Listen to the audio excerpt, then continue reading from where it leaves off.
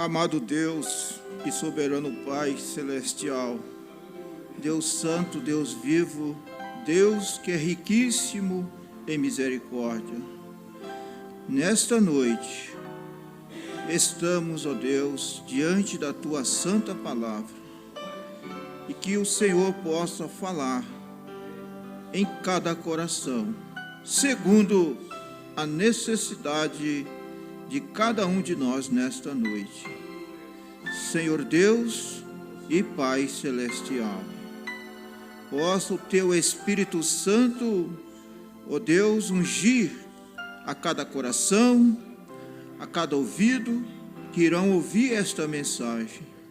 Que eu, ó Pai, aqui esteja em Tuas mãos, Senhor, porque nada tenho de mim mesmo para oferecer, mas o Teu Espírito Santo tem tudo aquilo que necessitamos, e muito mais, porque o Senhor está cheio de todas as bênçãos espirituais e de tudo aquilo que nós temos necessidade para viver aqui nesta dimensão e também para viver eternamente, porque o Senhor supre as nossas necessidades espirituais, físicas, naturais e até mesmo as emocionais. Em nome do Senhor Jesus Cristo, estamos confiando no Senhor e o Senhor honrará a fé de cada coração nesta noite, em nome do Senhor Jesus Cristo. Amém. E ao anjo da igreja que está em Laodiceia, escreve: isto diz o Amém, a testemunha fiel e verdadeira, o princípio da criação de Deus. Eu sei as tuas obras, que nem és frio nem quente. Oxalá foras frio ou quente. Assim, porque és morno e não és frio nem quente, vomitar-te-ei da minha boca. Como dizes, rico sou, e estou enriquecido, e de nada tenho falta, e não sabes que és um desgraçado, e miserável, e pobre, e cego, e nu. Aconselho-te que de mim compres ouro provado no fogo, para que tenha riquezas e vestidos brancos, para que te vistas, e não apareça a vergonha da tua nudez, e que unja os teus olhos com o colírio, para que vejas. Eu repreendo e castigo a todos quanto amo. Se, pois, zeloso, arrepende-te. Eis que estou à porta e bato.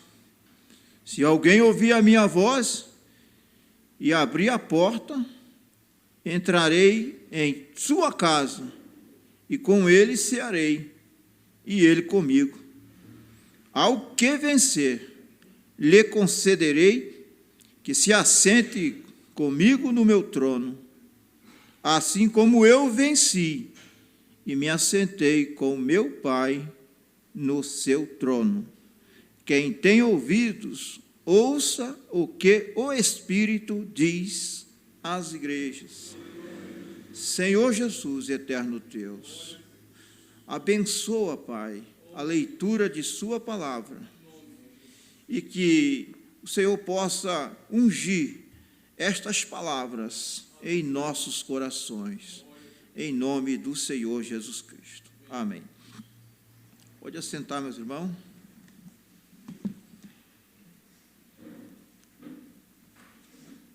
De acordo com ao que podemos ver nesta passagem, a condição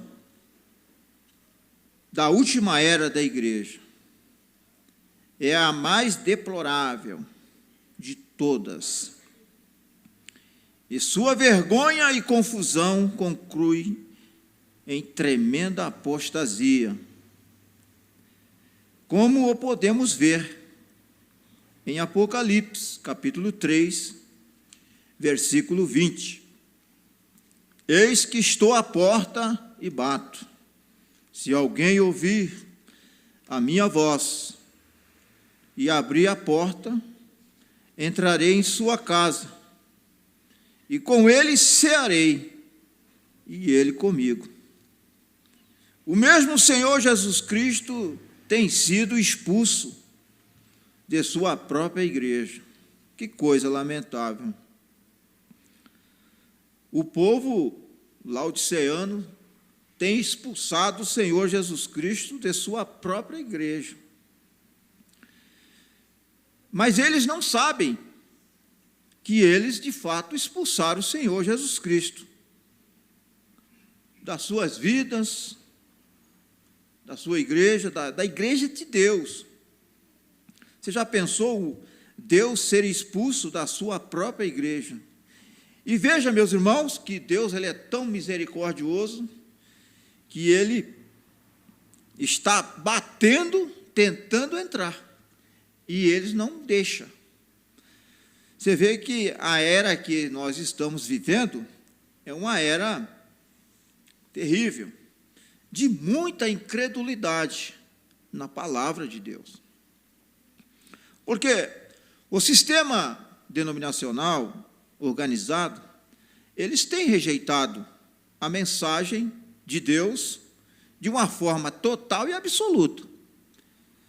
E há muitos que têm rejeitado de forma parcial, mas a condenação será a mesma, porque com Deus não existe meio termo. Ou nós cremos em toda a palavra, ou nós recebemos toda a palavra, ou, para com Deus, você não pode ir com Ele pela metade do caminho. Nós temos que ir com Deus em todo o caminho. Em todo o caminho é receber toda a palavra, viver toda a palavra que Deus tem anunciado, pregado para nós, através do mensageiro. Por quê? O mensageiro de Deus veio trazer de volta a palavra original. Porque quando Deus envia um profeta mensageiro com a palavra revelada, porque só o profeta mensageiro, ele tem de Deus habilidade pelo Espírito Santo de nos revelar a palavra escrita. Isso está nas Escrituras, e Deus ele não atropela a sua própria palavra. O próprio Deus respeita a sua palavra. E Ele vela pela sua palavra para a cumprir. Os homens hoje, principalmente nas eras que nós estamos vivendo, eles não estão valorizando mais a sua palavra. E o profeta de Deus, ele diz, Deus não é mais do que a sua palavra. E nós também não valemos mais do que a nossa palavra. Então, nós temos que dar valor à palavra. Porque a palavra ela tem peso. E nós temos que dar valor. Se nós prometemos algo, nós temos que fazer de tudo para cumprir aquela palavra, aquela promessa que nós fez para alguém, porque ninguém é obrigado a dar a palavra. Mas se você deu a palavra, você tem obrigação de cumprir a sua palavra. Em qualquer assunto desta vida. Porque se você fala algo para alguém e você não cumpre aquilo que você fala, você fica desacreditado. Aquela pessoa, ela não vai confiar mais em você, em nós. Porque, o fulano, cicrano, me deu a palavra disso, e não cumpriu. Que tipo de crente é esse? Que não valoriza a sua própria palavra. E hoje nós estamos vivendo nessa condição. Muitos estão desacreditados. Por que ninguém acredita mais em político? Porque eles não têm palavra. A classe política estão desacreditados. E esse negócio, quando você promete algo para alguém, e alguém diz assim, você jura? Isso mostra que a pessoa não está acreditando na pessoa.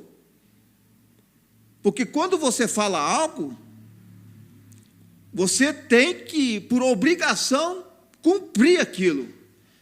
E confiança, eu já disse isso algumas vezes, não aqui, mas em outros lugares, que confiança você não se impõe, você conquista.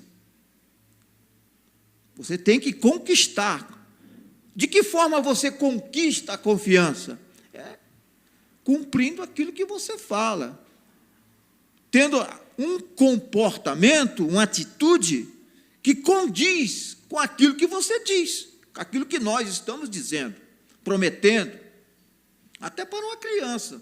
Se você promete algo para seu filho, ou para uma criança, e você não dá aquilo, da próxima vez que você prometer, aquela criança não vai acreditar em você, vai te chamar de mentiroso. Você mentiu para mim da primeira vez. Não é o que tem acontecido? Então, Deus, Ele valoriza a sua palavra. E o homem não vale mais do que a sua palavra. Deus não é mais do que a sua palavra, e o profeta diz na mensagem, crendo em Deus, você não é mais do que a sua palavra. Principalmente se aquele homem tem um título de cristão, ou de um pregador do evangelho, aí a responsabilidade é maior ainda. Aonde você negocia, né, nós temos que viver de forma exemplar, viver uma vida digna do evangelho. O profeta chega a dizer, você não pode estar certo com Deus, errado com o mundo. Agora, é lógico que pode acontecer um imprevisto, de você falar alguma coisa e não ter como cumprir aquilo. Aí você tem que dar satisfação à pessoa, eu te prometi tal coisa, mas aconteceu um imprevisto, por um motivo justo. Aquela pessoa, se ela tiver um bom senso, ela vai te compreender, vai te entender. Agora, com Deus é diferente. Com Deus não há obstáculo, não há dificuldade para Deus. Nós temos as nossas limitações, porque nós somos humanos e somos limitados. Tem coisa que você faz com facilidade, há coisas que você faz com dificuldade, e tem coisa que você tem que dizer, eu não dou conta de fazer isso. Eu falei, mas... Então, é o que acontece, nós temos que andar de uma forma que agrada a Deus e que o mundo possa ver em nós uma diferença, porque Deus, Ele faz a diferença, e se Deus faz a diferença, então o mundo tem que ver em nós uma diferença, porque a palavra de Deus diz, outra vez vereis a diferença entre o justo e o ímpio, entre os que servem a Deus e os que não servem. Tem que haver uma diferença. E é o Espírito Santo que faz a diferença. De nós mesmos, sem o Espírito Santo, nós não tem diferença nenhuma. Não tem... Porque qual era a diferença entre Israel, diz o profeta, e as demais nações? Qual que era a diferença? Era Deus. Quando o povo de Israel virava as costas para Deus, o povo de Israel se tornava igual às outras nações. Igual. Deus fez uma promessa para o povo de Israel. Se vós, Israel, obedecer a minha voz, a voz de Deus, vocês nunca vão ser cauda, vocês serão cabeça. Vocês nunca estarão por baixo, mas sempre por cima. Mas dentro de uma condição, eles tinham que obedecer a Deus. Quando eles, Israel, o povo de Israel, desobedecia a Deus, eles viravam na cauda. Qualquer naçãozinha lá fazia eles correr. Mas quando eles estavam em obediência a Deus, poderia ter um batalhão, que eles vinham por um caminho e voltava por 7. Eles fugiam. Veja Sansão, quando estava em obediência a Deus. Quando 1000 filisteus veio contra ele para o matar, ele com uma queixada fresca de jumento, é lógico que foi pelo Espírito Santo. Aquilo não foi algo natural, ou foi o Espírito Santo que se apoderava dele, e ele, com a queixada de jumento, matou 1000 filisteus. Mas por quê? Porque ele estava na vontade perfeita de Deus. Então, mas quando ele foi desobedecendo a Deus, ele se tornou igual aos outros homens. E vocês observam, irmão, pelas Escrituras, que o profeta de Deus, ele nos mostra através da Bíblia, que 3 coisas principais que um ministro tem que vigiar: é fama, dinheiro e mulher. São 3 coisas principais. Porque o que 1000 filisteus não conseguiu derrotar Sansão, uma mulher conseguiu. Lógico que foi uma mulher que não era uma cristã. Uma cristã jamais, né? Uma cristã, uma mulher cristã, ela é uma bênção, ela não é uma maldição, ela é uma bênção.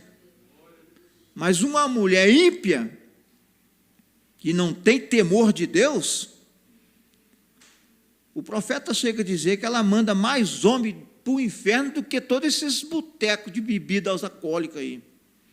Se ele não vigiar, essa é a mulher que está nas mãos do diabo.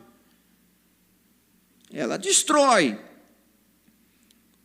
E nós estamos, pela mensagem do profeta de Deus, bem advertido. O que nós precisamos é cada um vigiar, orar e vigiar. Muito embora o erro daquela pessoa, seja quem quer que seja, ele não perderá sua salvação sendo eleito, mas vai sofrer as consequências amargamente, como Davi, né? E Sansão também, ele pagou o preço caro com aquilo. Nós conhecemos a história da Bíblia. Sansão pagou caro. Os filisteus o pegou e furou seus 2 olhos e foi servir de palhaço lá. Mas Deus ainda teve misericórdia dele, né? Ele se arrependeu amargamente pelo seu erro, mas foi um genuíno arrependimento. E os seus cabelos foi crescendo e a sua força foi voltando. E nós conhecemos que ele, na sua fraqueza, matou mais filisteus quando ele estava no seu auge. Ele derrubou aquele templo lá de Dagão, e todos que estavam ali foram mortos. E Deus foi o vitorioso. Porque Satanás, ele tenta explorar as fraquezas de seus servos, mas ele se engana que os homens de Deus, por mais que ele tenha as suas fraquezas, ele tem um Deus que não fraqueja e nunca será um fracasso. Deus, ele mediante o nosso arrependimento, ele entra em ação, ele entra com providência. Ainda que aquele filho ou aquela filha tenha que sofrer uma correção. Porque nunca se esqueça, se nós pisar fora do caminho, e se nós é filho ou filha de Deus, o chicote vai, como diz o ditado, né, vai estralar no nosso lombo, né? Se nós somos filhos, filhas de Deus, a palavra de Deus diz que Deus não corrige bastardo, ele corrige filhos. Então, se queremos ser bem-sucedidos, obedecemos a Deus e nós seremos muito bem-sucedidos. Seremos felizes. Então, continuando aqui, meus irmãos, o mesmo Senhor Jesus Cristo tem sido expulso de sua própria igreja. Ele está fora tentando conseguir entrada. Note aqui também que o chamado que agora ele está fazendo é individual. Individual e não coletivo. Deus não está chamando multidões. Ele está falando individualmente os seus filhos. Deus não está tratando mais com laodiceano. Deus não está tratando mais com sistemas denominacionais. Sistemas organizados. Deus não trata mais com esse sistema. Eles já viraram as suas costas para Deus. E Deus agora está tratando unicamente com os seus filhos. Eles podem até estar lá na organização, mas quando ele ouvir o alarido de Deus, automaticamente ele saltará para fora. Por isso que a palavra de Deus diz lá em Efésios 4, 5, verso 14, né? Desperta tu que dorme, e levanta-te de entre os mortos, e Cristo te esclarecerá. Se você estiver dormindo, você será despertado, ou despertada, pelo alarido de Deus, que é a mensagem precursora da segunda vinda de Cristo. E o alarido começou no Calvário, irmão. E essa mensagem aponta para o Calvário. Qualquer mensagem que não apontar o pecador para o Calvário é falsa. Porque o primeiro passo do pecador é o Calvário, é se arrepender, é estar nos pés da cruz, se arrepender de todos os seus pecados. Se eles precisam se arrependerem para estar verdadeiramente no caminho correto, imagine quem se tem esses desviados. Os desviados, os apóstatas, têm que se arrepender muito mais, diz o profeta. E muitos dizem que têm se arrependido e não correm uma lágrima de seus olhos. Isso não é arrependimento genuíno. Porque um verdadeiro arrependimento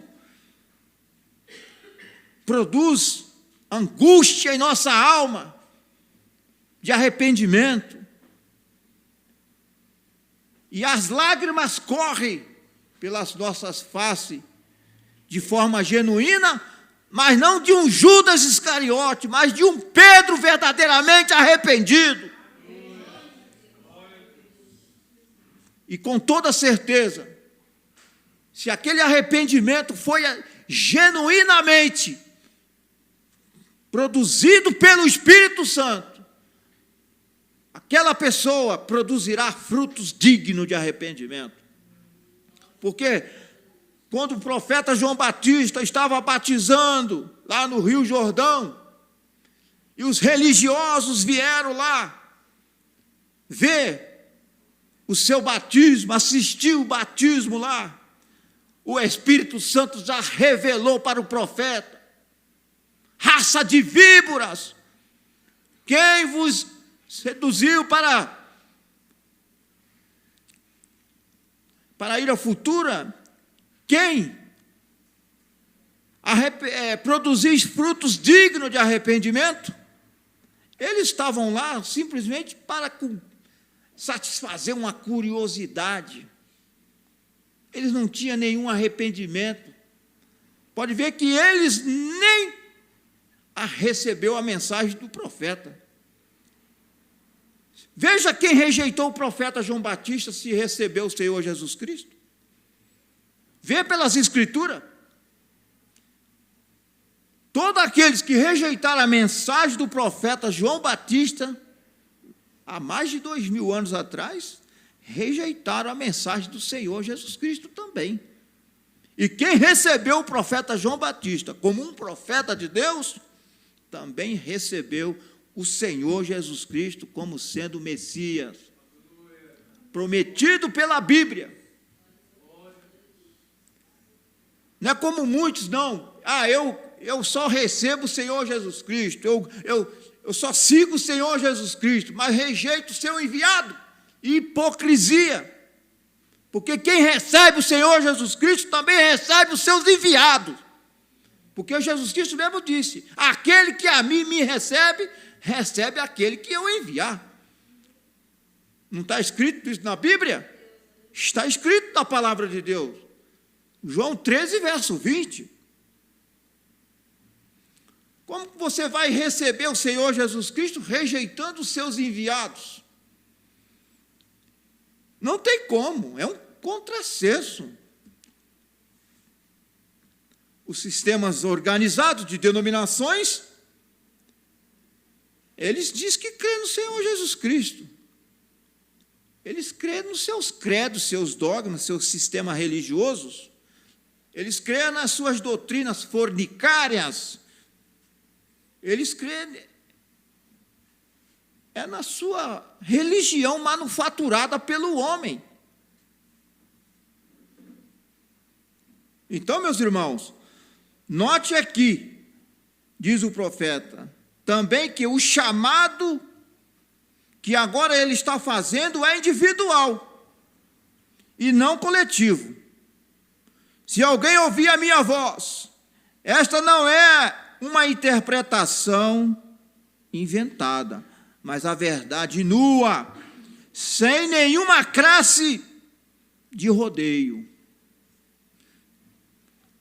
O verdadeiro pregador da palavra de Deus, ele não faz rodeio para falar a verdade. O verdadeiro pregador, não. Ele não fica fazendo rodeio. Quem é de Deus, ouve a palavra de Deus. Quem é de Deus, ama a verdade. Porque o versículo 22, 20, tem sido tão usado aplicando-se aos pecadores que já temos perdido o verdadeiro significado. Porém, é o Espírito de Deus deixando saber qual seria a condição da igreja antecipadamente, ela se converte numa igreja sem Cristo. Uma igreja sem Cristo. E tem muitos com a mensagem do profeta na mão sem Cristo. Porque eles têm a mensagem do profeta só no papel, mas não tem na sua vida.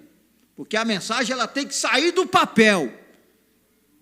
Da mesma forma que esta palavra, ela tem que entrar na nossa vida. Os denominacionais carregam a sua Bíblia debaixo do braço, para lá e para cá, lê, mas essa Bíblia nunca entrou neles. Porque se a Bíblia, a palavra de Deus entrar nele, nos seus corações, jamais eles rejeitariam a mensagem de Deus. Jamais eles rejeitariam Atos 2:38, Apocalipse 10:7, Lucas 17:30.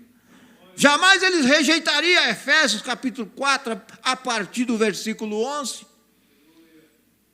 Jamais eles rejeitariam sequer um versículo da palavra de Deus. Porque se Cristo está em nós, a palavra está em nós.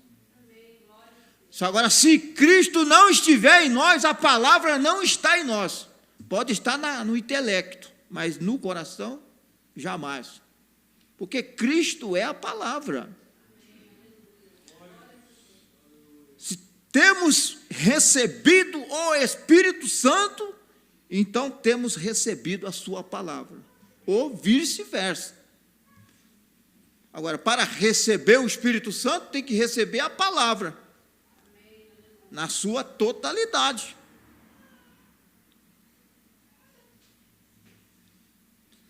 Então, aqui o profeta diz aqui, na mensagem, agora, não vá se confundir, a razão pela qual temos falhado em ver esta verdade tem sido devido ao que temos falhado também de ler a palavra tal como está escrita. Leia novamente, Apocalipse 2:3. Note que em cada era o Espírito está falando àqueles que são verdadeiros cristãos e também aos que pretendem ser ou que se chamam cristão. Por um lado, ele os fustiga por seus tremendos pecados, e por outro lado, os louva por sua piedade, fé, sofrimento, entendimento e etc. Como pode ser isto? A resposta é simples. Todo Israel não é Israel. Por isso que a palavra de Deus diz, nem por serem descendência de Abraão são todos filhos. Nem todos que estão em Israel são israelitas. Veja o povo que saiu do Egito. A Bíblia diz que saiu uma mistura de gente. Porque a maioria não era israelita verdadeiro.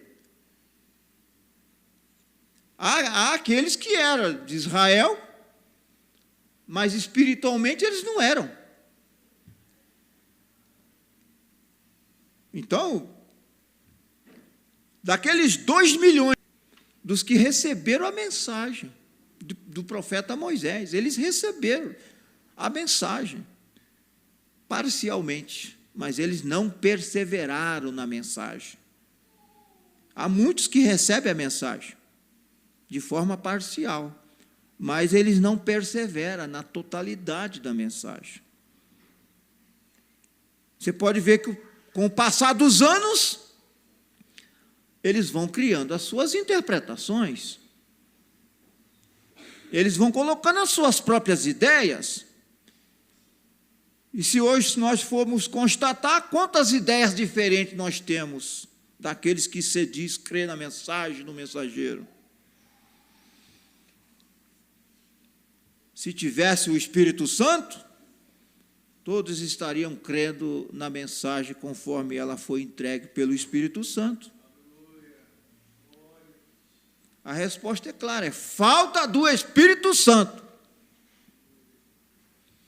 Porque se os irmãos que lêem as mensagens do profeta de Deus, ele mostra em uma de suas mensagens, perguntas e respostas número 2, que o nome de Judas Iscariote estava escrito no livro da vida do Cordeiro, e foi riscado. Foi riscado, porque Judas Iscariote, ele falhou em perseverar na mensagem. Ele traiu a palavra. Judas Iscariote. E diz o mensageiro, esse é o tipo perigoso, porque esse é o tão parecido. Este é o mais perigoso, por quê? Porque ele chega até 95% da verdade. E por que não dizer até 99%? Ninguém é enganado por uma religião que crê num dogma chamado Trindade, batismo nos títulos. Isso aí não engana nós. O perigoso é aquele que vem com 95% da verdade, 98%, 99%. Mas quem tem o Espírito Santo, eu já tive essa experiência. Ouvindo um certo irmão, que congregava, na verdade, na mensagem, mas depois foi dando ouvido a espírito errado e acabou se desviando, se apostatando. E ele querendo me convencer, né, porque quem está perdido não quer ir sozinho, né? Ele quer arrastar aqueles que pode, né? E aqueles que não têm a eleição, vai, né, engole o anzol com uísque e tudo. Então, quando ele começou ele é pregador, começou a pregar para mim, né, mas o Espírito Santo o sensor, né, ele entra em ação, ele ativa, né? O Espírito Santo em nós é como um sensor, ele ativa automaticamente, tem algo errado, né? Você pode ser um analfabeto, não saber nem falar direito, mas se você tem o Espírito Santo, pode vir um bacharel em teologia, o homem mais intelectual que for, se você tem o Espírito Santo, ele não te engana. O apóstolo Pedro era um analfabeto, naturalmente falando, mas espiritualmente, ele era mais inteligente do que os teólogos daqueles dias. Porque o Espírito Santo, ele é mestre, dos mestres. Então, precisa do Espírito Santo, irmão. Você não precisa ser sábio. Ninguém precisa ser inteligente, sábio, intelectual, e saber tudo, e conhecer tudo, e conhecer o dicionário, o significado de cada palavra. Não há necessidade disso. O Espírito Santo já sabe tudo isso. O que você tiver necessidade, ele vai te revelar. Eu tenho experiência disso. Eu sou um analfabeto. Eu não tenho estudo. Não estou aqui querendo, diz o profeta, né, defender a minha ignorância. Eu queria ser um homem bem estudado, mas Deus não permitiu, né? E aqueles que estudam, continuam seus estudos, porque hoje em dia, nessa vida sem estudo, a pessoa não tem muito valor para a sociedade, não. Para a sociedade, você sem estudo, você não vale nada para eles. Sem estudo, sem dinheiro, ninguém te dá valor. O mundo tem esse ditado, você vale o que tem. Se você não tem nada para o mundo, você não vale nada. Mas para Deus é diferente. Um filho de Deus, ele vale mais do que 10.000 mundos. Porque a palavra de Deus diz que uma alma salva vale mais do que o mundo inteiro. Porque Deus vê diferente do que o homem vê. Deus pensa totalmente diferente da maneira que nós muitas das vezes pensamos, agimos. Porque a maioria dos filhos de Deus são pessoas indoutos, sem letra, a maioria. A maioria dos filhos de Deus são pobres, materialmente falando, a maioria.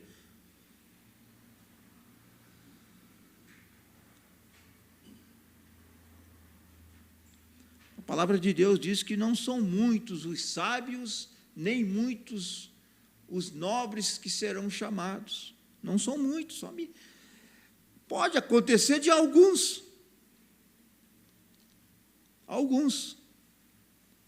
serem pessoas ricas materialmente e aceitar a mensagem, mas eu digo para vocês, é difícil, hein? Porque o dinheiro tem sido um empecilho de muita gente. E quando aquela pessoa, ele é próspero na vida material, e ele rejeita a mensagem de Deus, e ele prospera mais ainda, não tem juízo pior do que isso.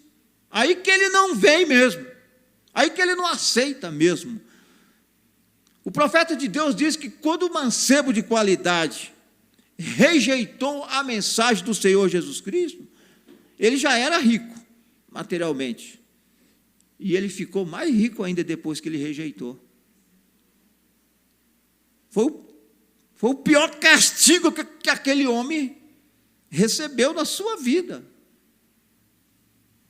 Se você vivesse naqueles dias, há 2000 anos atrás, e você deparasse lá com o mendigo chamado Lázaro, e se deparasse com o mancebo de qualidade, você condenaria o Lázaro. Você está assim porque você não é justo. Você é um amaldiçoado. Não é o que muitas vezes as pessoas falam? Você pode até ser, mas naquele caso, você é um amaldiçoado. Você está mendigando. A Bíblia diz que nunca viu o justo perecer, nem a sua descendência mendigar o pão. Não está escrito lá no livro de Salmo? Mas quem que era o amaldiçoado? Era um mancebo de qualidade. Se você ler Salmo 73, Davi teve inveja ao ver a prosperidade dos ímpios. Vocês já leram essa passagem? Salmo 73. Mas Deus mostrou para ele, quando ele entrou no santuário, mostrou para Davi a recompensa daquele ímpio e a recompensa dele. Porque quem está cego, ele só vê o que está perto. Ele não vê nada ao longe. Não diz a Bíblia? Quem tem visão espiritual, ele não enxerga o agora, ele enxerga o porvir. Ele enxerga a eternidade. Porque a nossa recompensa não é aqui. O que os apóstolos sofreram, irmão? Para permanecer com a palavra de Deus, com a mensagem do Senhor Jesus Cristo. O que eles passaram? E hoje, para ser chamado de apóstolo, missionário, tem que ser rico, tem que ter um jatinho particular, tem que ser fazendeiro. Nos dias do ministério do profeta, já estavam criando essa doutrina. Eu não sei se os irmãos já leram isso na mensagem. Uma pessoa, para ser considerada espiritual, ela teria que possuir 2, 3 Cadillac, o carro modelo da época lá, o carro do ano da época. Eles tinham essa visão equivocada, como muitos hoje têm essa visão equivocada. Eu estou falando isso porque é o espírito da era de Laodiceia.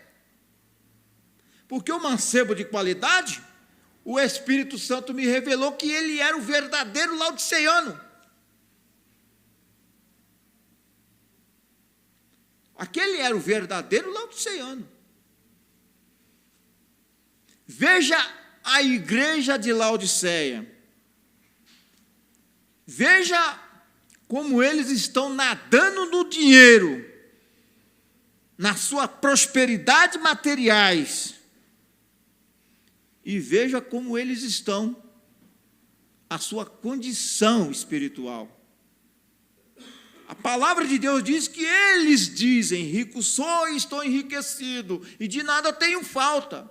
Eles não sabem que eles são miseráveis, pobres, cegos e nus, desgraçados. Não está escrito na Bíblia? A palavra de Deus está mostrando para nós, irmão, que eles são nus espiritualmente, miseráveis espiritualmente, desgraçados espiritualmente. Por que desgraçado? Porque não tem a graça de Deus. Um desgraçado é aquele que não tem a graça de Deus, que rejeitou a graça. Não é isso que significa? Se nós temos a graça de Deus, se nós somos cheios da graça de Deus, então nós somos riquíssimos espiritualmente. Todo Israel não é Israel. Israel quer dizer príncipe com Deus. Multidões levavam esse nome naquele tempo, tal como no tempo de Elias. Porém, isto não os fazia verdadeiros israelitas. Naquele tempo, talvez pudessem haver 5 milhões de israelitas, segundo a carne. Porém, só haviam 7.000 verdadeiros israelitas que não dobraram seus joelhos a Baal. Temos a mesma situação hoje, a mesma condição, a situação. O pescador sai a pescar e lança a sua rede. Nas redes entram toda a classe de peixe. Ele colhe serpentes, tartarugas, caranguejos, lagostas, camarões, rãs, etc. Porém, também entram peixes, bons peixes. Um pastor tem um rebanho, no qual há tanto ovelhas como cabritos. O agricultor tem um campo, da qual há trigo e há joio. Desta maneira simples podemos ver que todos os que levam o nome de cristão, ainda quanto se qualificam pelo simples fato de crerem no nascimento virginal, no sacrifício expiatório, no batismo do Espírito Santo e etc., não são somente nascidos da palavra, nem cristãos cheios do Espírito Santo, muito embora eles creem. Eles creem nisto, eles creem no sacrifício expiatório, eles creem no batismo do Espírito Santo. Não são somente nascidos da palavra, nem cristãos cheios do Espírito. Hoje em dia nós temos cristãos de 2ª, 3ª, 4ª, 5ª e até a 10ª geração. Porém, Deus não tem netos, só tem filhos. Portanto, a igreja hoje é cristã na carne, tal como foi Israel. Porém, a igreja que é verdadeiramente o corpo de Jesus Cristo é somente uma parte desta enorme multidão. E como os 7.000 no tempo de Elias, estes de agora são um povo espiritual. Porém, assim como Israel de então pretendia falar como instrumento de Deus e adorar-lhe regular a ordem do culto em seu dia, pela mesma forma, a igreja nominal de hoje pretende falar por Deus, pretende adorar-lhe e regular a adoração tal como é sabido por nós. A igreja de hoje é rica, ela possui um vasto cardal em propriedades e mercadorias, em obrigações. Seus pastores têm fundos de aposentadorias sustentadas por milhões. Ela é rica em bens terrenos, porém ela tem sido ferida tremendamente pela pobreza espiritual. Ela está tão distanciada de Deus no espiritual que Deus a chama miserável, cega, nua, e ela não sabe. Que triste condição! Mesmo em semelhante apostasia, ela diz que fala como instrumento de Deus, porém Deus lhe diz: tu não pode falar por mim, tu és morna. Tu já não podes defender minha justiça, mesmo quando reclamamos crer na verdade principais da Bíblia. Portanto, tu já não podes ser meu instrumento. Tenho te vomitado da minha boca. É isto que Deus está falando na sua palavra. Não só isto, mas o movimento religioso que temos hoje é tão terrível que Jesus tem sido forçado a sair da igreja, pois a luz e as trevas jamais podem se misturar. Deus não se associará com as trevas. Jamais Deus vai se associar com aqueles que não crêem na sua palavra. Os protestantes voltarão e se unirem com os católicos romanos através do movimento ecumênico. Já o patriarca e o papa se têm confraternizado. A América tem tido um presidente católico e, sem dúvida, outros lhe seguirão. Os líderes de ambos os grupos têm repudiado a palavra de Deus e têm fabricado seus próprios dogmas e credos como substituto. Assim sendo, as pessoas já não vivem da palavra de Deus. Com tudo isto, e mesmo negando a infalível palavra de Deus, esta mesma gente se atreve a dizer que e eles falam por Deus. Alguns vão em pouco mais longe ao dizer que eles são os vigários de Cristo. Isto é, sem dúvida, anticristo. Desta forma, Cristo se vê obrigado a deixar que a igreja se vá à bancarrota. Esta é a condição. Porém, enquanto ele sai da igreja, ele tem algumas palavras que dizer aos seus: sai dela, povo meu, e não sejais participante de seus pecados. Glória a Deus. Diz a Bíblia que ao ouvir outra vez a voz do céu que dizia: sai dela, povo meu, para que não sejam participantes de seus pecados e para que não incorras nas suas pragas. Apocalipse 18, verso 4. Glória a Deus. Eu creio que Deus já tem o suficiente para nós. Nós poderíamos continuar, mas eu creio que Deus, Ele já falou conosco o suficiente, porque Deus fala através de sua mensagem, a mensagem do mensageiro de Deus. E nós estamos agradecidos. E nós vamos orar. Senhor, eterno Deus, entregamos nas suas mãos, Senhor, as nossas vidas.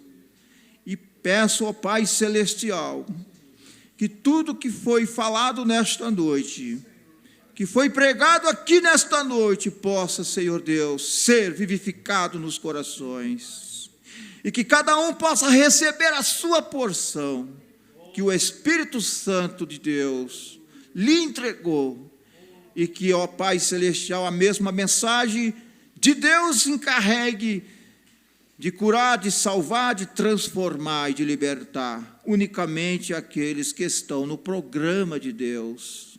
Porque o verdadeiro evangelho do Senhor Jesus Cristo não veio salvar filhos do diabo, mas veio salvar os filhos de Deus. que estavam perdidos, porque o Senhor Jesus Cristo morreu para salvar aqueles que realmente crêem no seu nome, que recebe o seu nome, que recebe a sua palavra. Senhor Deus, aqui está um povo que recebeu a sua palavra. E também eu creio que há aqueles que estão pela internet, que têm crido e recebido a sua palavra. Se há aqueles que ainda não tomaram a sua decisão, possa nesta noite, aonde você estiver, tomar a sua decisão correta e precisa, enquanto há tempo, enquanto Deus ainda está intercedendo, porque chegará o dia que Ele descerá do seu trono de misericórdia, e aí não haverá mais misericórdia. Aí você pode clamar, chorar, falar em língua e unir a qualquer igreja que você desejar. Não fará nenhum bem, mas agora, nesta hora, ainda há oportunidade. Por isso nós rogamos a Ti, Senhor Deus, que o Teu Espírito Santo possa alcançar os seus eleitos, porque somente o Espírito Santo é capaz de fazer esta obra. Homem nenhum pode alcançar ninguém, mas o Espírito Santo tem poder para alcançar cada filho, esteja onde estiver. O Espírito Santo, ele é perito em salvar, em curar, em transformar e iluminar os corações e nos revelar a sua palavra, como tem revelado para nós e continua revelando. Cada dia Deus está mostrando algo para nós através da mensagem precursora da segunda vinda.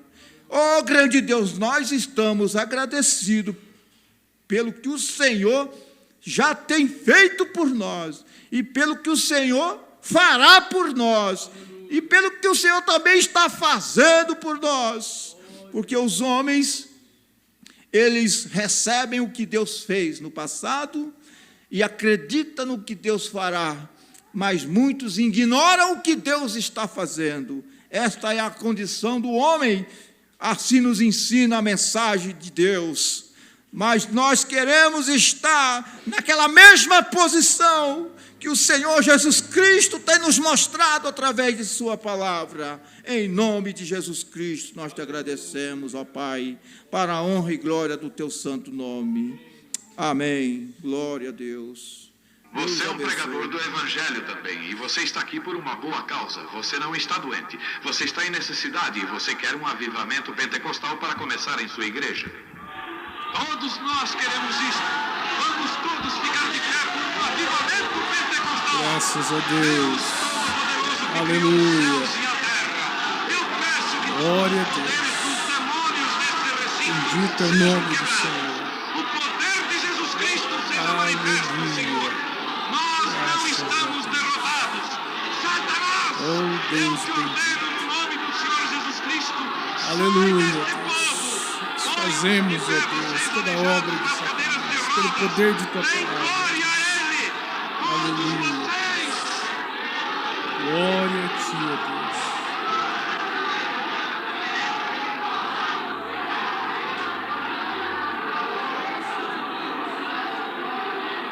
Graças a Deus.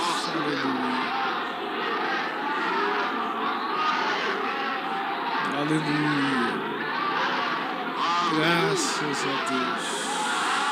Aleluia. Glória a Deus. Aleluia. Graças a Deus.